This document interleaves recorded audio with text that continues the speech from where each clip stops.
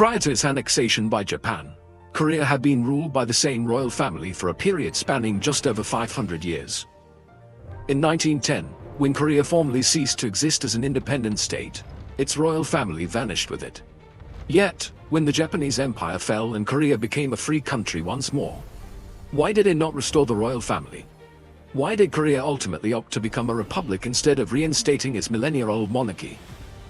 In the late 19th century, after Japan defeated China in the First Sino-Japanese War, China lost its political stranglehold over Korea. Sensing an urgent opportunity to safeguard Korean independence, Emperor Gojong declared the creation of the Korean Empire. Gojong was confident that Japan would not retaliate because the presence of Russia served as a regional power counterbalance.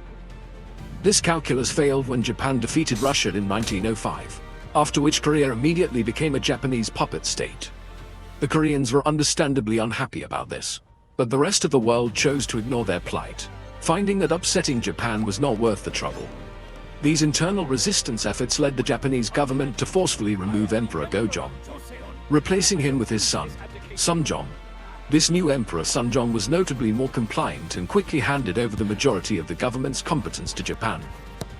In 1910, the Japanese formalized the political arrangement with the official annexation of Korea, and the need for a royal family there dissolved. Sunjong died without producing an heir in 1926, and Japan would maintain its rule over Korea until its own defeat in 1945. When the war concluded, Soviet and US forces had advanced into the region, having agreed to divide Korea between them. The original post-war plan included allowing Britain and China to also partake in the administration of the country. However, the US and USSR ultimately determined that including those two powers was unnecessary.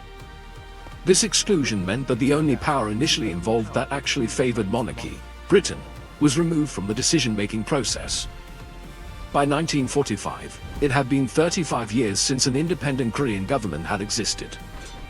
Its former pro-monarchy leaders were largely deceased, and those who survived were infamous collaborators with the Japanese. These former collaborators were deeply unpopular with the populace and could not simply be reinstalled into positions of power. Furthermore, the actual legitimate heir to the Korean throne, Yi Yoon, had also collaborated with the Japanese regime. Yi Yoon had married a Japanese princess, none of which were seen as signals of a truly free Korea. When the US occupied the south of the country, it immediately sought to form a viable provisional government. After some politically motivated maneuvers and alleged bribery, the US chose Syngman Rhee, Ly Thuavan, as the new political leader. There were still small pockets that called for the restoration of the monarchy. But the Americans were simply not interested in the proposal. While monarchs were reliably anti-communist, Rhee was equally anti-communist and had no interest in sharing power with anyone. Rhee cemented his authority through political maneuvering, including moments of repression and murder to ensure absolute control.